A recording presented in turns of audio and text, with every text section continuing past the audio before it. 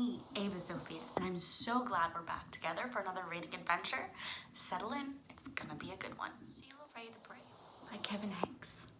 This is one of my favorite books. It's even signed to Ava and Lucia. That's my sister.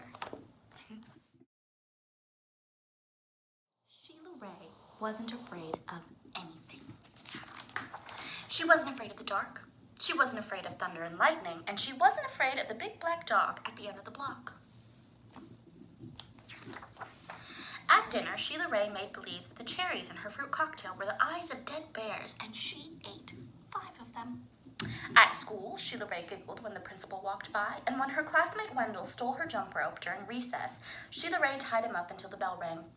"I am very brave," Sheila Ray said, patting herself on the back. Sheila Ray stepped on every crack in the sidewalk without fear. When her sister Louise said there was a monster in the closet, Sheila Ray attacked it. And she rode her bicycle no-handed with her eyes closed. "Yay, yay, Sheila Ray!" her friends yelled, clapping their hands. One day, Sheila Ray decided to walk home from school a new way. Louise was afraid too. "You're too brave for me," Louise said. "You're always such a scary cat," said Sheila Ray. "I'm not," whispered Louise. Sheila Ray started off skipping. "I am brave," she sang. "I am fearless." She stepped on every crack. She walked backwards with her eyes closed.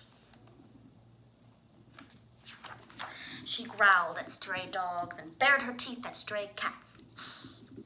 And she pretended that the trees were evil creatures. She climbed up them and broke their fingers off. Snap, snap, snap.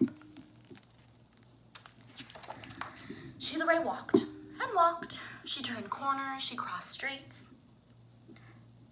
It suddenly occurred to Sheila Ray that nothing looked familiar.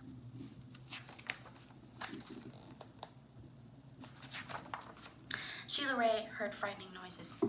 They sounded worse than thunder. She thought horrible thoughts.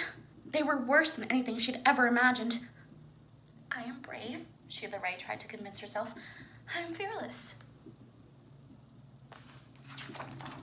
The sounds became more frightening. The thoughts became more horrible. Sheila Ray sat down on a rock and cried. "Help," she sniffed. She thought of her mother and her father and Louise. "Mother, father, Louise," she cried. "Here I am," a voice said. "Louise!" Sheila Ray hugged her sister. "We're lost," Sheila Ray said. "No, we're not," said Louise. "I know the way home. Follow me." Louise stepped on every crack. She walked backwards with her eyes closed. She growled at stray dogs and bared her teeth at stray cats. And she pretended that the trees were evil creatures. She jumped up and broke their fingers off. Snap, snap, snap. Sheila Ray walked quietly behind her. They walked and walked. They crossed streets. They turned corners. Soon their house could be seen between the trees. Sheila Ray grabbed Louise and dashed up the street. When they reached their own yard and the gate was closed behind them, Sheila Ray said, "Louise, you are brave. You are fearless." "We both are," said Louise. And they walked backwards into the house with their eyes closed.